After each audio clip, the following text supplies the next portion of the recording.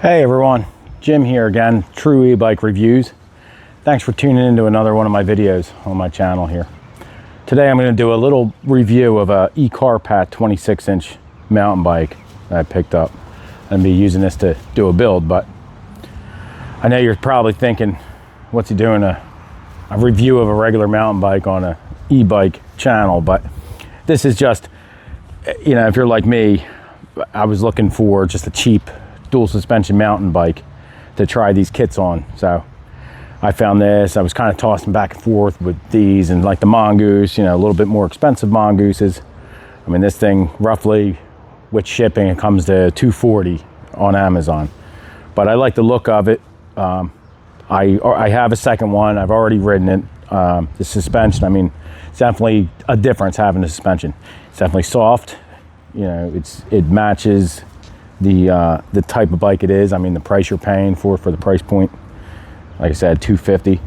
It basically feels like the other Mongooses I ever had.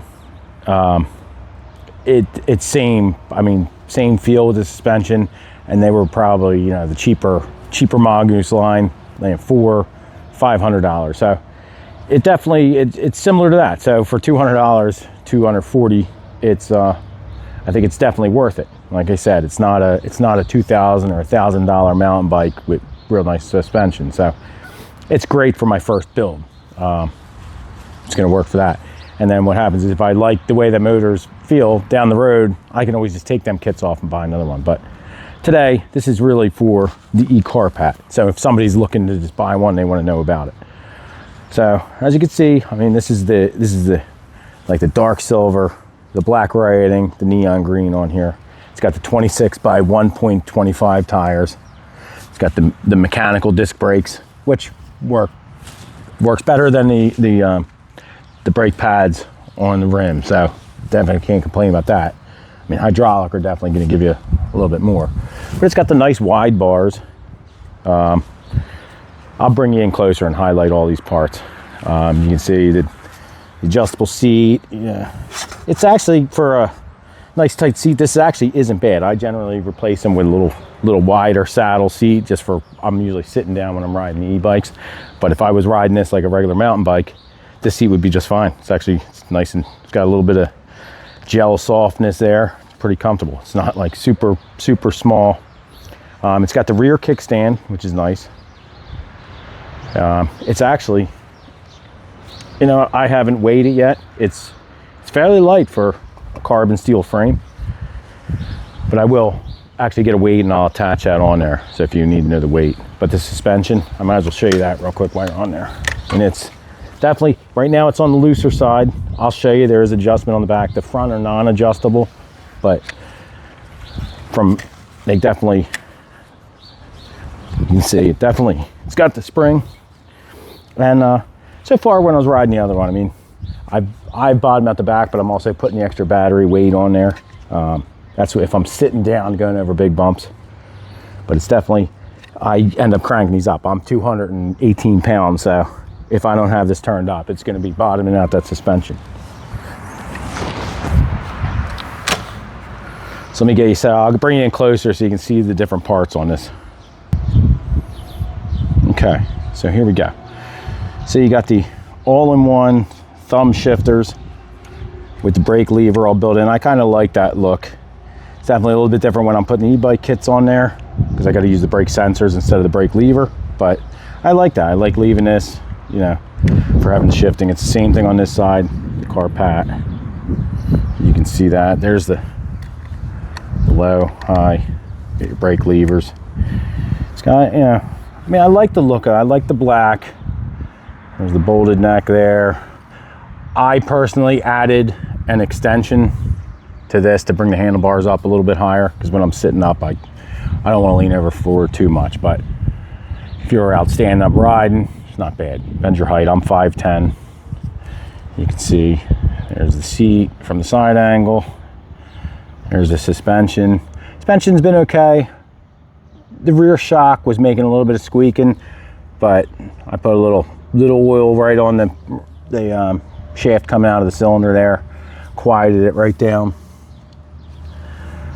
And then it's got the internal spline nut, you can see. right in here, which that's a little different for this one, which is fine. When I go to put my sensors on when I'm building it, I'll go over that, but I ended up ordering. Let me get the part out, I'll show you. Okay,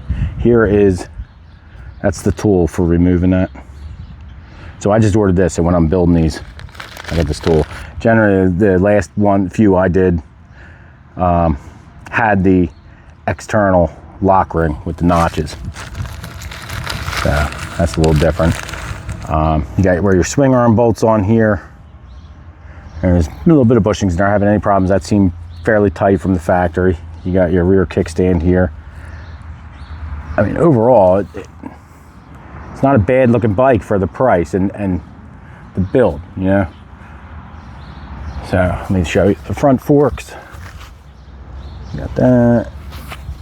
You got down. It's got the regular bolted on axle. It doesn't have the quick release.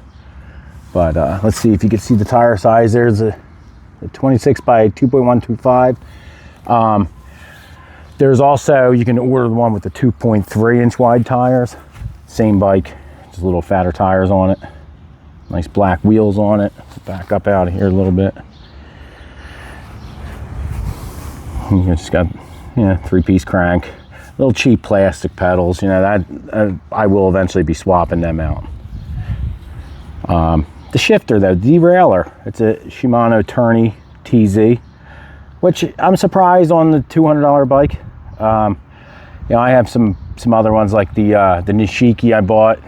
That's a little nicer build bike. That has the same derailleur. I bought other cheap mountain bikes before when I was building them just to get a cheap bike and get a motor on it.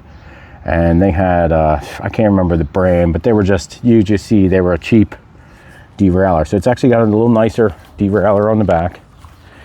It's a 21 speed. You got the 3 gears on the front. You got your 7 speed on the back. Your disc. Like I said, overall, I like this color. I like this in the black, but I think I really am starting to like this silver. I'm probably gonna try and, it depends on how long I keep these, probably get a aftermarket rear shock for it, because like I said, I'm a little heavy. I've been bottoming it out even with it turned up. The one complaint I had on this was when you bottom it out, this part of the frame right here was bumping into here and it was actually denting it. So I have on my other one, I have a rubber washer around here. Gives it a nice little, like a bump stop. Actually feels a lot better. When you do bump it out, you don't really feel it bottoming it out. But overall, it's not a bad looking bike.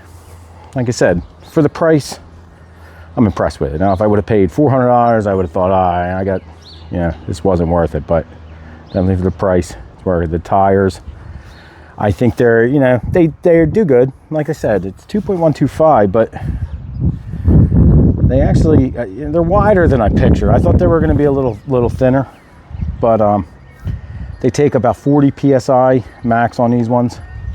So to me, it feels a little soft, but that's because I like, when I'm on the road, I like getting speed a little bit easier, but it does give it a little more cushion too when you're hitting the bumps. So, all right, well, that's pretty much it. I mean, I'll have other videos of riding, but generally when I'm going to be riding, it's going to have the motors on them. It's going to be the electric. So I'm not going to get out and really do a test ride of the non-electric bike here.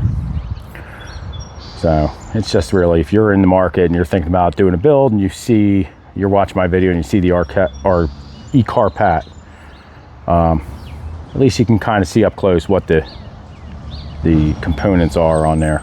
Get a good little visual.